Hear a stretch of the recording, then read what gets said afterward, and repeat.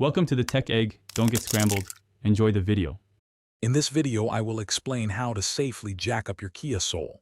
Before you begin, always ensure your vehicle is on a flat, level, and firm surface. Engage the parking brake fully and place wheel chocks behind the wheels that will remain on the ground. This prevents any accidental movement.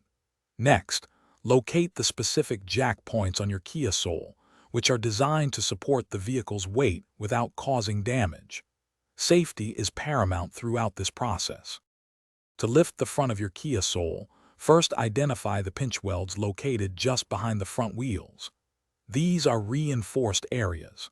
For a more stable lift, position a sturdy floor jack under the subframe crossmember, which is a strong central point.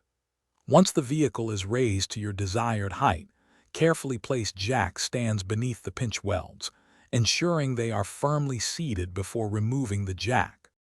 When jacking up the rear of your Kia Soul, begin by finding the pinch welds situated just in front of the rear wheels. These are the designated support points.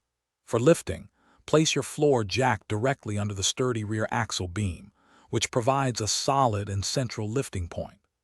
Once the vehicle is elevated, carefully position your jack stands under the pinch welds, ensuring they are stable before you proceed with any work. Once your work is complete, it's time to safely lower your Kia Soul. First, carefully remove the jack stands from beneath the vehicle.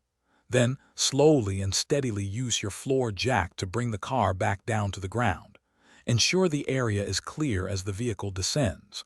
Once fully lowered, remove the jack and wheel chocks.